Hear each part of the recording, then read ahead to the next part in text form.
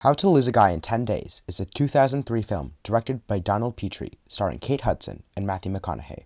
The film follows Kate Hudson's character, Andy Anderson, as she begins a relationship with Matthew McConaughey's character, Benjamin Barry.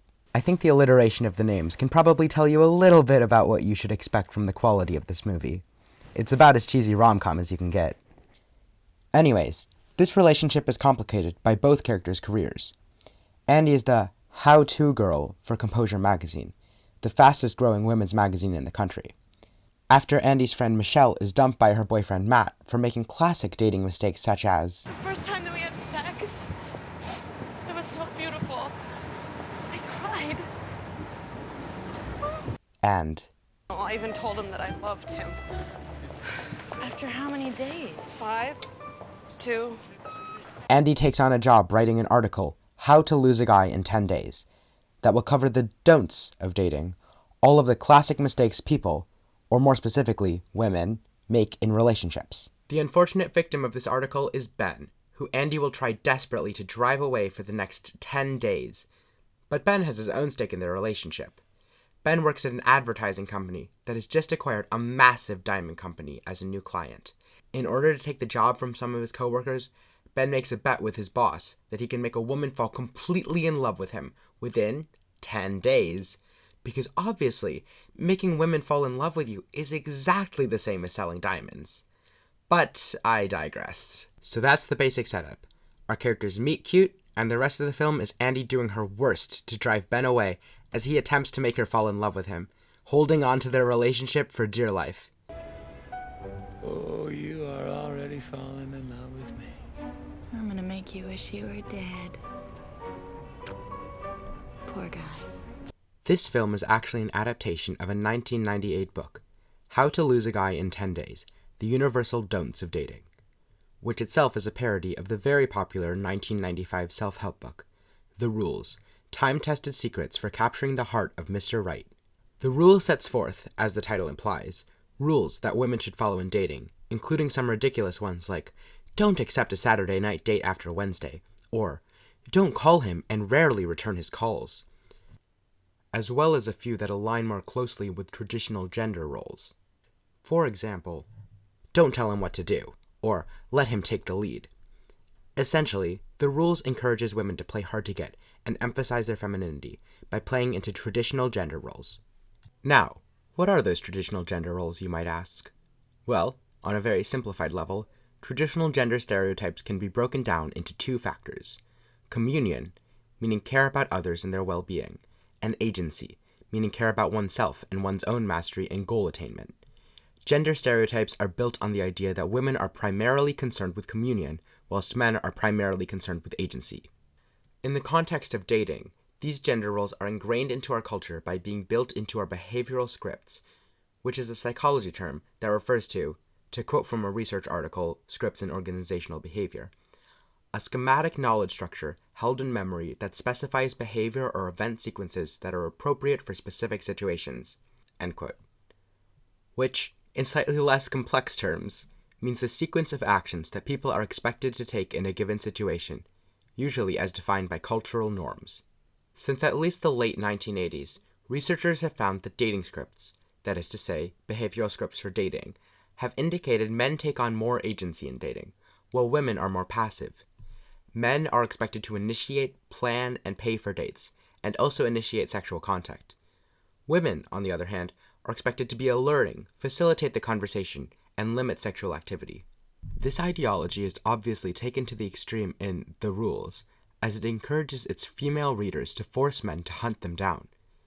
Seeing as the book, How to Lose a Guy in 10 Days, is a self-defined parody of the rules, with the author saying that they wrote it expressly to mock the ridiculousness of the rules, I personally assumed that this would mean the film adaptation would go against these traditional gender roles. But in fact, How to Lose a Guy in 10 Days plays into them heavily. I couldn't actually find the book, unfortunately, so I can't speak to the book's outlook. As for the film, though, a large portion of the humor is derived from Andy forcing herself into just about every aspect of Ben's life. From joining in on his boys' night, Company, any dog, please. Oh, Thank you, Tony. dog. Yucky, yucky pizza. Yucky pizza. Oh, no. Yummy, yummy cucumber sandwich. Oh. to getting in contact with his mother, to getting herself a key to his apartment, and more.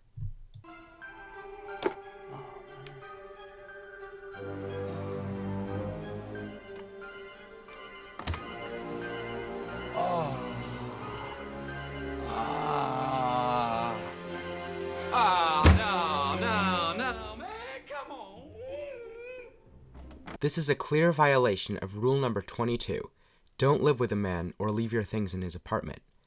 By portraying Andy's actions in a negative light, I mean, just listen to that almost horror-esque music in the background of Ben's realization. The film validates the rules instead of mocking them.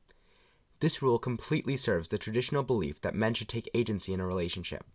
Ben should ask or even beg Andy to move in, not the other way around. The idea of her forcing her way into his life without him having control of the situation is portrayed as absolutely horrifying. Another strong example of the film's reinforcement of traditional gender roles in dating scripts comes in the characters' expectations of sex on their first night together, when Andy is legitimately attempting to seduce Ben.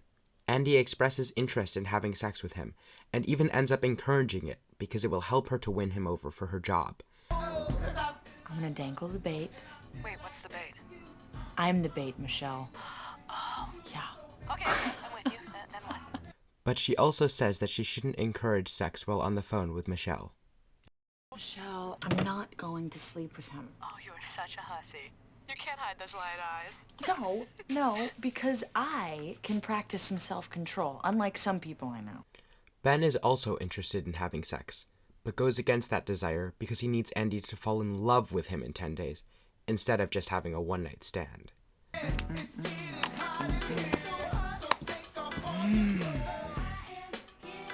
Diamond. There's no one-night stand. That's right.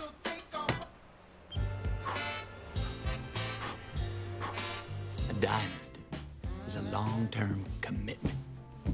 Even though neither character follows their prescribed gender role because doing so would go against their more important career goal, they both acknowledge them as the standard, reinforcing the idea that men initiating sex and women rejecting it are the norm and should be followed.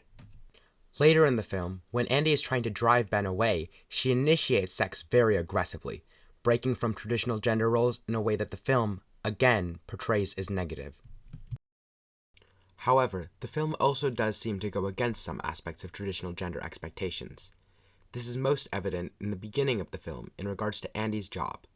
While Andy works at a women's fashion magazine and is limited to being the resident how-to girl, she wants to write about Things that matter, like politics and the environment and foreign affairs, things I'm interested in. In this respect, Andy goes against traditional gender roles. She's highly educated, with a master's degree from Columbia University, and she wants to do meaningful work at her job. For the first half of the film, all of Andy's actions are encouraged by her wanting to do well at her job. I think this divide in both supporting and opposing traditional gender roles can be best understood in the context of post-feminism. After the successful struggles of the second-wave feminist movement in the 1960s and 70s, which fought largely for integration of women into the workforce, societal backlash pushing for a return of family values rose up in America, especially under Ronald Reagan's presidency in the 1980s. It's more important than ever for our families to affirm an older and more lasting set of values. Over time, this conservative backlash found its way into a form of gender-based rhetoric, promulgated by women that benefited from the gains made in second-wave feminism. This new movement would become known as post-feminism, which can essentially be defined by the idea that gender issues are all solved and feminism is no longer necessary. According to third-wave feminists, which was the opposing faction of feminism that built upon second-wave feminism, post-feminism is, quote, fundamentally conservative and reductive in its thought.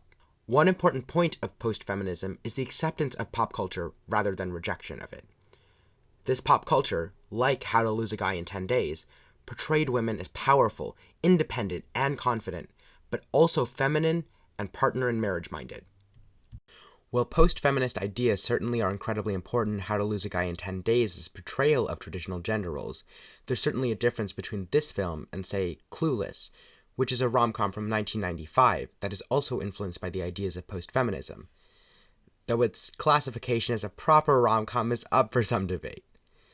Clueless has its female protagonist, Cher, improve herself at the end of the film.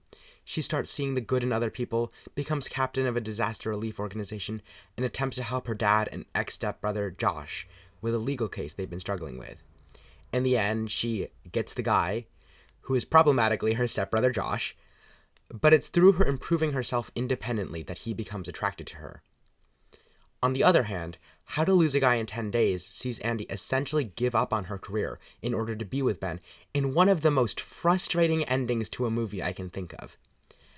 After Andy writes Composure Magazine a very successful article in How to Lose a Guy in 10 Days, where Andy expresses how she accidentally ruined her relationship with Ben by writing the article, she goes to her boss to ask her if she can now write more quote-unquote serious articles, and her boss denies the request, so Andy quits. Why she ever expected to be able to write about politics and foreign affairs at a women's fashion magazine in the first place is beyond me. Anyways, Andy is heading off to a job interview in Washington when Ben realizes he's still in love with her and chases after her taxi on the highway. After he gets her to stop, they have this discussion. Well, where are you going? I have an interview. Yeah, in Washington. I know. Where are you going? Ben, it's the only place I can go and write what I want to write. No, I'm not buying that. You can write anywhere. Ben is provenly wrong here. I think you're running away. Why don't you save your mind games for your next bet, okay? I am not running away. Bullshit. And after a bit more of Ben gaslighting Andy and making her believe that the only reason she's leaving is to run away from him, there's this lovely interaction. Hey lady, what do you want to do? Take the lady's luggage back to her place. She has alternate transportation. You call my bluff? You bet I am. And thus the movie ends. Roll credits. Now, comparing this ending to Clueless, we see Andy completely give up on any semblance of personal goals outside of her relationship, as the film takes a nosedive towards traditional gender roles. She's quit her job and given up on the chance to do what she wants with her career, but that's alright, because she has a man now, and that's all that matters. Note the happy fairy tale ending music. This is a completely different conclusion than Clueless comes to, where it's only through Cher improving herself that she gets the man. She doesn't reduce herself down for him. And Clueless is just an example film here. There are plenty of other films that follow similar pro-female main character plot beats. For example, Legally Blonde. But what's different about the context of How to Lose a Guy in 10 Days' creation that might have resulted in this more conservative take on gender roles? Sean, it's me. I just wanted to let you know I love you, and I'm stuck in this building in New York. There's lots of smoke, and I just wanted you to know that I love you always.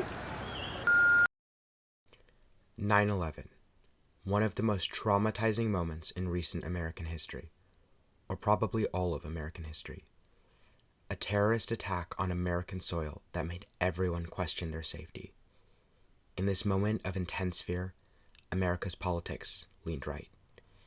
Just looking at the approval ratings of Republican President George W. Bush at the time shows the momentary unification of the nation in conservatism. In an article, Political Conservatism as Motivated Social Cognition, Jost, Glaser, Kruglansky, and Soloway write, people embrace political conservatism, at least in part, because it serves to reduce fear, anxiety, and uncertainty, to avoid change, disruption, and ambiguity, and to explain, order, and justify inequality among groups and individuals. America needed something to stabilize itself, so it returned with force to conservative values, including conservative views towards gender roles. Clueless, released in 1995, was not subject to this context. Legally Blonde, released in July 2001, was not either. But How to Lose a Guy in 10 Days, released in January 2003, and thus created in 2002, certainly had its production in the right spot for the temporary spike of American conservatism to affect it. So that's how we get the seemingly confused role of gender stereotypes in How to Lose a Guy in 10 Days. It's the result of post-feminist ideology influencing media, as well as a momentary retreat to conservatism following 9/11. It's often thought that quote-unquote chick flicks aren't very complex, that they aren't as worthy of analysis as other more respectable films. But hopefully, through this video, you've been able to see that that perspective is completely wrong. There's plenty to learn from films like How to Lose a Guy in 10 Days. Well, that's the end of the video. I hope you enjoyed, and thanks for watching.